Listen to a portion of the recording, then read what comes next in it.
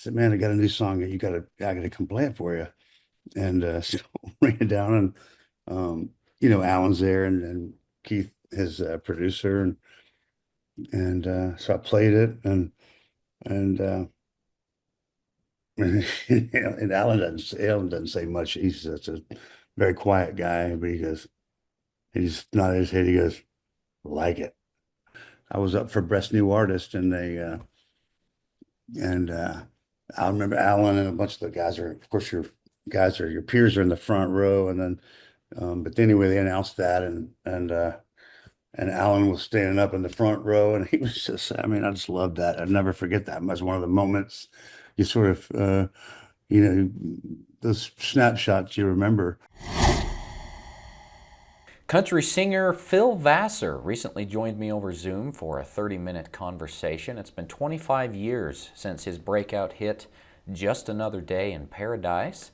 He launched a tour earlier this year after a health scare in 2023. He had a heart attack and stroke, and that's given him a new perspective on life. We get into that. We talk about his beginnings as a songwriter, recording for popular country singers before launching his own solo career, and including what he's up to now and whether he'll be in Idaho in the near future. All that and more in my conversation with Phil Vassar. Enjoy. I've been a fan of yours for a long time. I've listened to your music for years, and I've thought to myself before, does this guy live my life? Because sometimes you express things in music that, like, it fits my life. And so it's kind of amazing how that works. But music speaks to people, though, right?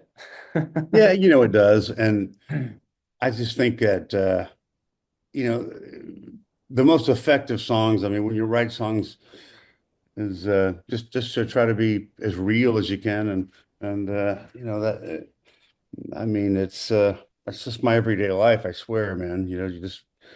And I've had a lot of people say, man, it's like you were there at my house. I said, well, it was my house.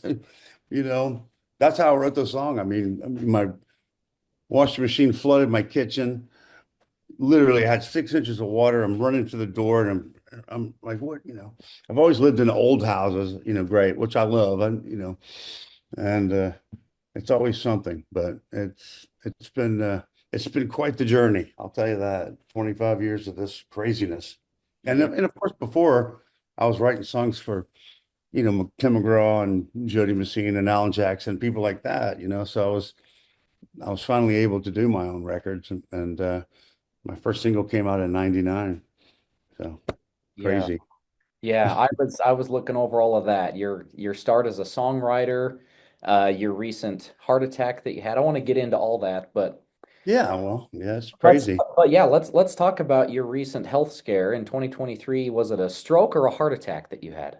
Both. I had them both. I went ahead and did them both at the same time just for good measure. And I'm not a drinker. I don't drink. I worked out every day, every day. I had 3% body fat and I died, so it was pretty, It, I just didn't feel well. I wasn't feeling right. And I was very tired. I was really tired, and I just kept working out. I said, I can get through this. I can get through this. I can work my way through it. But I didn't know I had genetic heart disease. You can't really work through that. It worked through me. I'll tell you that. and was it your dad? Did he die of heart disease? He died of cancer young, but he smoked since the time he was 10 years old or something. So, and that's why I never smoked. And so I always tried to, live a healthy lifestyle. And I do still, but man, it was an abrupt thing. And it put me on, put me out for a while. I you were saying earlier that when I mentioned it's been 25 years since your first song, you mentioned there's a lot of things I don't remember. Is that a Mhm. result of your stroke? You know, I just think that, between back then, you had to do so much like radio tours, and you were visiting radio stations, you were writing songs, you're doing the videos, you're doing all that stuff. And it's like a it's like a big black hole in my brain, I think, from all that stuff, and it was just a busy time. And I had my own I had my own restaurant and nightclub that I used to play in before all that. So some of my buddies, Joe D or Kenny, a lot of these guys would come into my bar, and it was kind of like a really hot spot, a real hot spot back then. And because I was having such a hard time, being a piano player, nobody really wanted to give me a record deal. They said, well, we don't do piano players in Nashville. I said, well, all right then, whatever. So it was doing well, and Uh, who knows? yeah. I heard you say in a recent interview that you'd been in the hospital a while and a family member came to visit you and there were things that you couldn't remember, but they handed you a piano or something or brought you to a piano and you instantly thought, I know what to do with this. Is Well, that right? Am I telling the story right? what happened was that my sister brought a piano down from my mom's house, and they said I just looked at it for a little bit, and like I don't know, maybe a month or so. I don't know how long it was exactly now, but then one day, because I didn't, so I know what that is, but I don't know what to do with it quite yet, and then one day I just went, oh, okay, and then I started playing, right?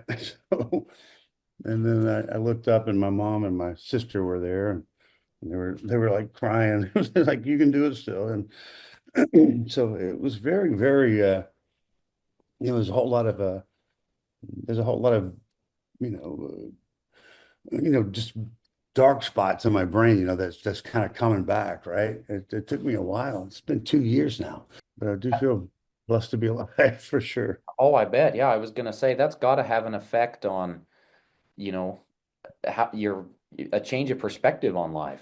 Right. It does. I think don't, I'm not stressed out now. I mean, of course I was so, just clogged up, I guess. My doctor said, man, you're going to feel better. You're going to breathe better, sleep better. I mean, I didn't sleep at all back then. I mean, I don't know how many years I didn't sleep. I just was stay up all the time.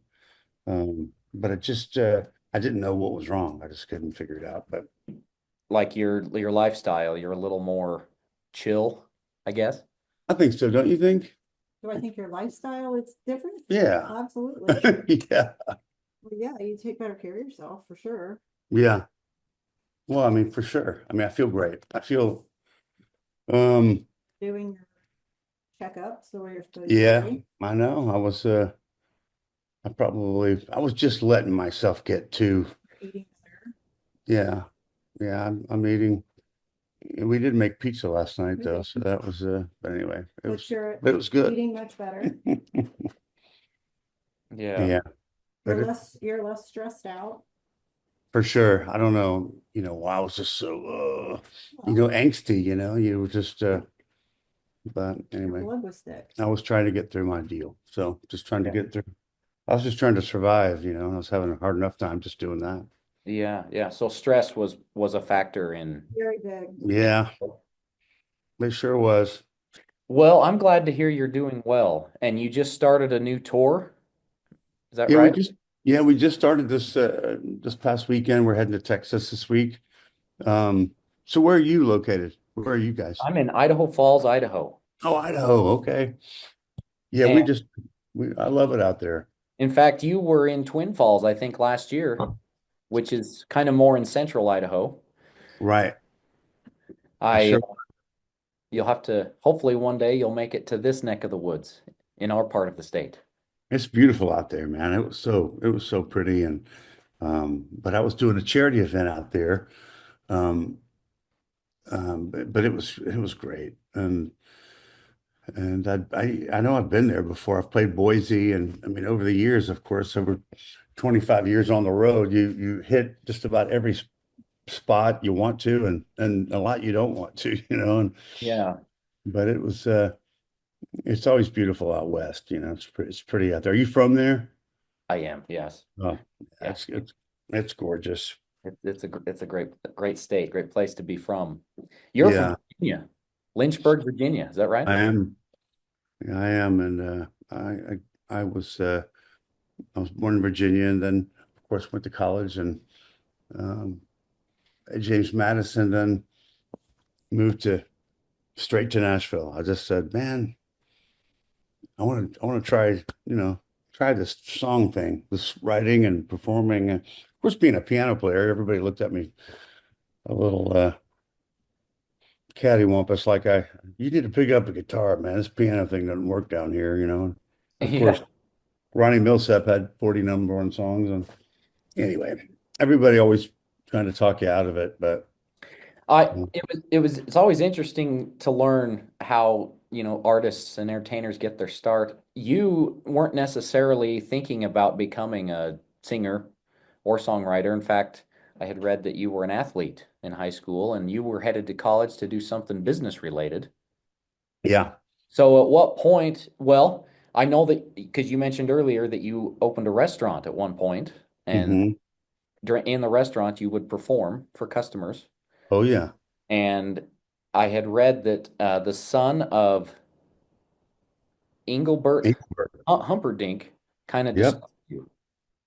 Well, he came he came in and to this bar that I had, and he heard me. He was like, "Man, it's great." And Scott Dorsey is his name, but he said, "Man, Engelbert's cutting a new record, and he needs some songs. He needs some songs. So can you play some songs?"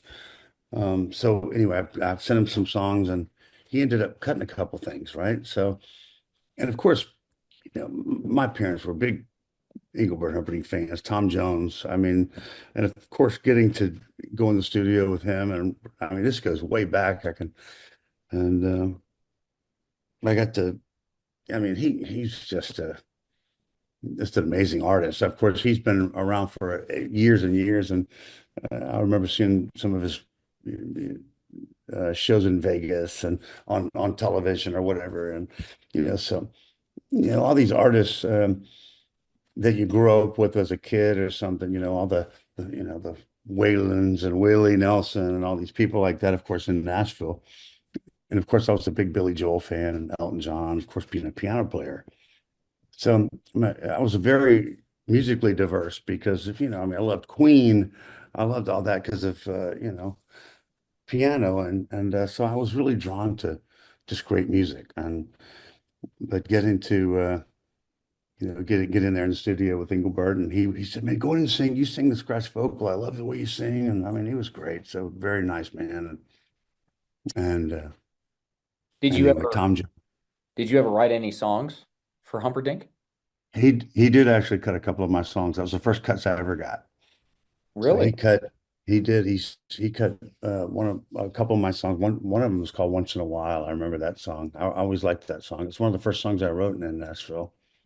But he ended up cutting it, and then one thing kind of leads to another in Nashville. So and getting to meet all these publishers and of course back then it was a very Garth was break. I met Garth when I first came to town. He in the studio. Um, his there was a studio called Jack's Tracks where his producer owned that studio, and that's where Garth would record. But I went in and I met him, and I met the producer, and he said, "Man, I love what you do." He said, I love what you do. And he said, "But you can use my studio." He would let me use the studio. And so I'd go in there and cut some songs. And um, I mean, Nashville's grown so much since then. It's not the same city it was.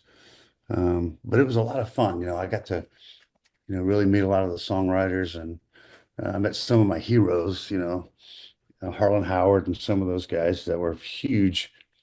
And sort of, a lot of these guys kind of took me under their wing, and the record labels would say, "Man, you're a piano player. We don't do piano players," and blah blah blah. So I'm like, "Okay, whatever." So so I would play clubs, and I sort of acquired a big following. A lot of people would come see me play, and eventually, I was playing this bar, and I kind of had a disagreement with the club owner. He was just, some of them are not very, they're a little smarmy sometimes, but Yeah. um, I ended up saying, look, man, and I had all these people would come see me play every week. And I just said, finally said, I'm going to open my own place. So I did that right down the street. And there was a kind of a hotel bar that was empty. And so I went down, I said, hey, how about letting me come in here and, and set up? And he goes, okay. And it was just slammed. So everybody loved it. And that's where a lot of the people would come in to see me play, a lot of the artists, a lot of the writers, you know, Jody Messina and Tim McGraw, whoever. All these people would come in, they would hear some of my originals and uh and it ends up they all started cutting my songs. So it was Yeah. then I That started to have I big hit. love that you started out as a songwriter. Songwriters are really the unsung heroes of the music industry. The artists will sing these songs and everyone just assumes that they wrote them.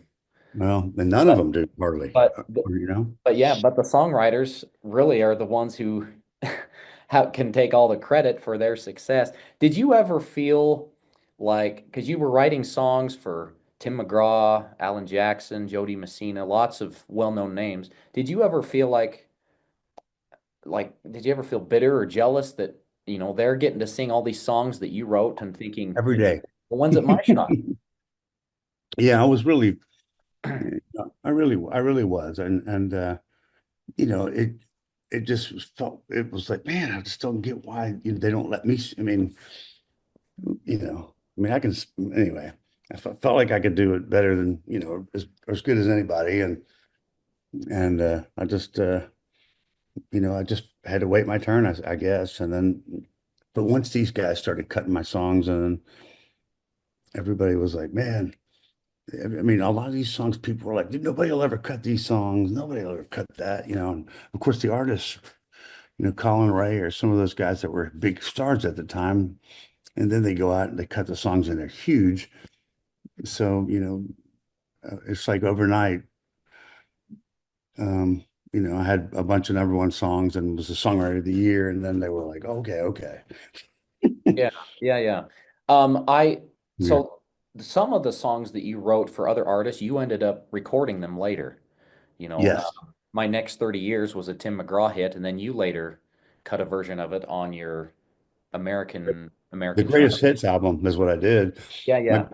my greatest hits, I went ahead and I cut a bunch of those songs. And I mean, not all of them, but I did cut a bunch. And I thought that was pretty cool that the label actually let me do it. I thought that was really neat, that they let me go back in and um, cut some of those songs. There's one song you wrote that I've always loved, and I didn't know until just recently that you wrote it. It's that Alan Jackson song, Right on the Money.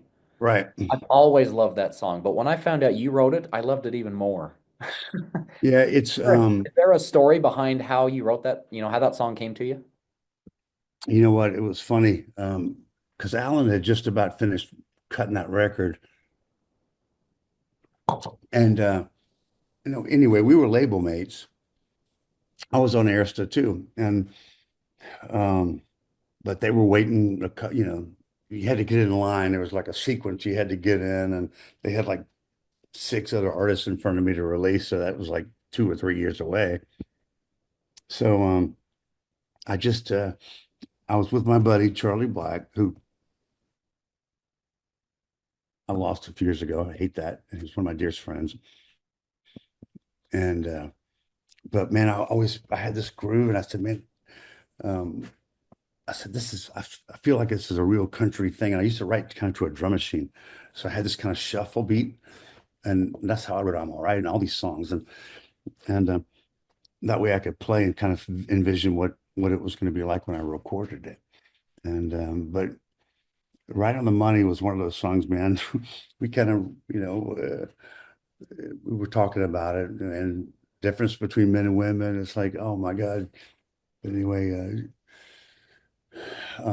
and how that relationship changes you or whatever, when you're with somebody like that. And then so we kind of whipped this song out and just and went down. Alan was cutting his record. He cut just about. I think he ended up cutting like 25 songs for this. Only 10 make that record, you know. But I said, man, I got a new song that I gotta come play it for you. And so ran it down, and Alan's there, and Keith, his producer, and so I played it, and and Alan doesn't say much. He's just a very quiet guy, but he just nodded his head. He goes, like it, like it. I said, all right, well, anyway, so I didn't know if you'd cut it or not, but anyway, the label guys called me, and they said, hey, Alan just cut that song. It's awesome. Alan just cut it. And anyway, so anyway, you just never know what's going to happen with a song like that, you know. And but Alan recorded it, and he had a song out we called before that he released first called "I'll Go On Loving You," and it was real. Um, I mean, there's a lot of people that thought it was too, I don't know, whatever, sexual or something. I don't know,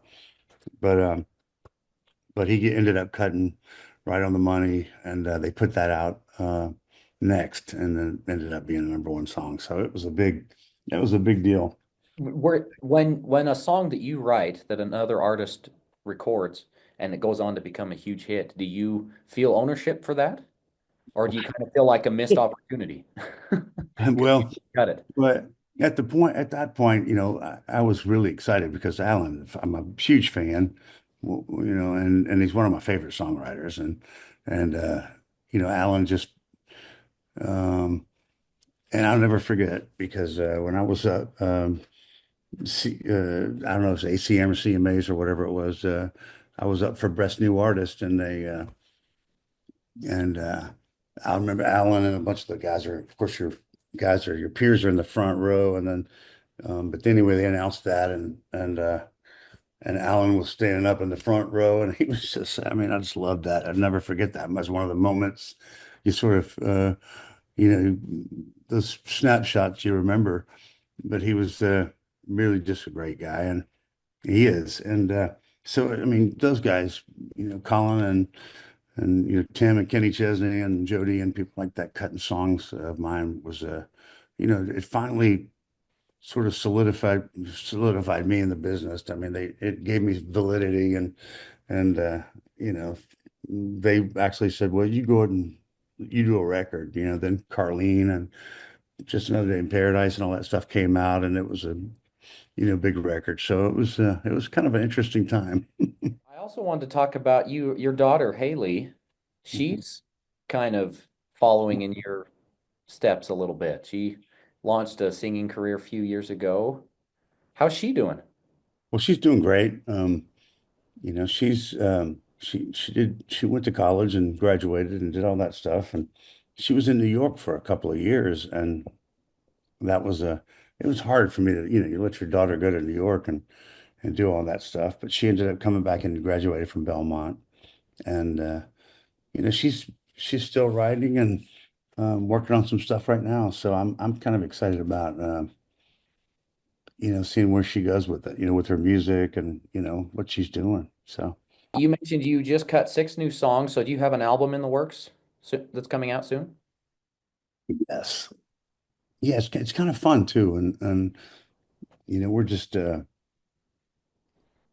just going in and cutting some things, some new stuff and some um a couple of like a cover song. I just I recut a Tom Petty song because I was a big Tom Petty fan, and I'm looking at like Jody recording it with me, So anyway, so it's kind of cool to get to do things like that and not have a label. And of course, it's always hard dealing with labels, and you got all these things you don't have to do that anymore. Yeah. You can do your own thing and see if it works. If it doesn't, Well, this is great, Phil. I'm so glad to hear that you're doing well and well, thank you. back on the road again. Hopefully, we'll see you in the eastern side of Idaho someday. thanks for making my day. It's a dream come true to talk to you. So I appreciate it. Well, thank you, my friend. And if you need anything, just let me know and we'll do it again.